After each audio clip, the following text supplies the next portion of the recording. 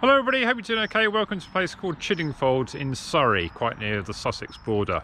So I thought I'd come here today to try out the Adidas Adizero Pros that I've got on my feet. Let's have a quick look. Rather fetching red and yellow. Now, I think they are about to bring out a bright yellow pair.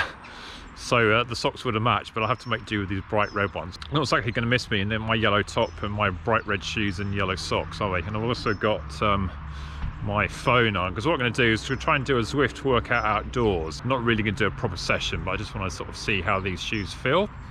So right, let's get onto it. It's about a 45-minute run altogether, including all the rest. So I think the first thing is an 8-minute warm-up. So we'll do a loop from here for about, I think it's about four or 5 miles, hopefully, and see if I can get this done before it gets dark in about an hour's time. Okay, see you later, bye. So I've just stopped for my first little recovery break.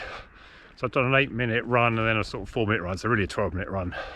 So going on okay. I forgot how hilly this circuit is actually, but yeah, these Adios Pros are sort of more bouncy than I imagined. They feel a lot softer than the lower stack Adizero Pros. Perhaps that's not surprising with the higher stack, but you know, I think in terms of comparison with the next one, not quite as bouncy, but they're certainly up there. Right, my rings to start running again. So let's get going. This is a pseudo session, so I'm taking a little walk break just to talk to the camera. But we're on to like a 4-minute section now. So yeah, sort of at the moment obviously I'm going quite slowly because we're recovering from injury. So not doing these shoes justice at all. But they do seem like a shoe that you could actually run fairly slowly in. I mean, they're certainly not an everyday trainer, and it'd be kind of stupid if you thought you were going to run them for your recovery runs, as I'm doing. But yeah, nice so far. All right, let's check in later. So the session is 8 minutes warm up, then you got 3 sets of 4 minutes with like a 1-minute rest, and then you build into 6 by 1 minute 30 with 1 minute rest and a 6-minute cool down. So that's the Zwift Academy first run session. So I should really be doing this on the treadmill, but as I wanted to get out and about in this lockdown, get a bit of air. You feel like you're stuck inside all week, aren't you? So nice to come out and get some air. Perhaps I should have chosen a flatter course for this one. Anyway, these shoes aren't bad for this. I think obviously they're not really suited for somebody running at about 8:30 pace to 8:30 if they push it. But yeah, and then felt a bit unstable on some of these country lanes with a few potholes. So I need to watch that. Let's talk about the fit later when I've done this next session.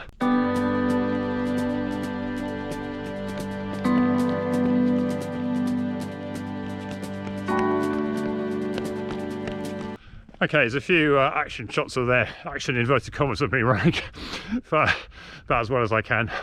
On the road, I'm back to Chiddingfold now, and this road is a bit flatter, I think, so that's good. See if I can put a little bit of maybe just stuck under 8-minute miling on the next one. Got 15 seconds to go. Here we go then. Getting it done in more ways than one. I can't be overly ecstatic like I've been parked when I'm running at like an 8-minute miling, but this is good to be out running again. Nice to get out of these lanes. I thought this route would be quieter than it is, but at least this road is nice and quiet, and it's nice and flat as well. Well, I haven't said that, we're going slightly downhill at the moment, but shoes are doing okay. I'm doing okay, more to the point. I think I'll be glad when I finish this one though, because it's a bit more than I've used to.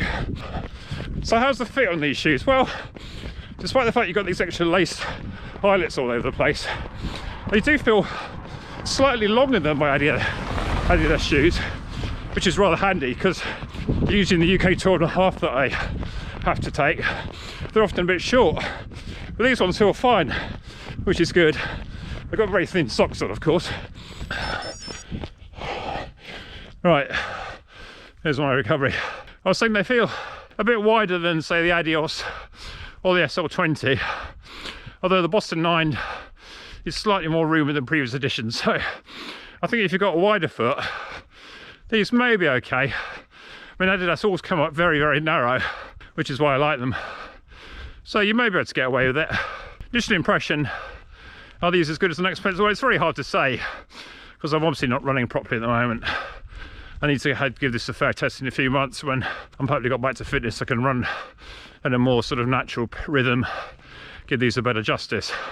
I'd certainly say they're promising. I mean, if you've only got to look at the London Marathon results and the World Half results, then pretty much a dead heat with the Nike shoes, wasn't it? So that's promising. Certainly worth a look, and they are a lot cheaper. So yeah, there's a lot to be said for it there. Right, let's get on the next one and we'll talk to you later. So okay, so we're back from the run, 45 minutes in total, 4.75 miles.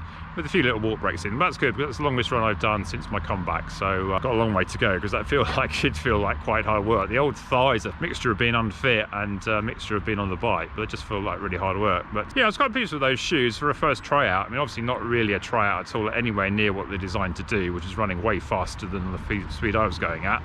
But the good thing is that they fit me reasonably well lengthwise. They're probably a bit longer than some of the Adidas shoes that I've got. Might need to work a bit more on the laces width-wise, because they are a bit wider than some of the other Adidas shoes. Maybe a bit of work on the heel slippage as well. I thought, like in the last few minutes, I thought my heel was just slipping out a bit and maybe just a bit unstable, but I think that's just partly with the fact that you're not running overly quickly, and that shouldn't be a problem as I get faster, I think. And certainly also with the sort of ground contact, I thought like when I was going a few potholes I had to be quite careful, but again it's sort of very much depending on the speed you're going at. And I think, you know, when you're going slowly you're a bit more unstable anyway than you're at higher speeds. We're just not naturally sort of bouncing off the ground and let these things go. Anyway, so yeah, promising first run the Adios Pro. Sorry it's not really a proper review, but more of a first look than a review. I'll continue to use it on and off and give you my reports later, perhaps in a shoe off in a month or two's time when I can do myself justice in one of those. Okay, thanks for coming along. Hope you found this interesting, and see you on the next one. Okay, bye.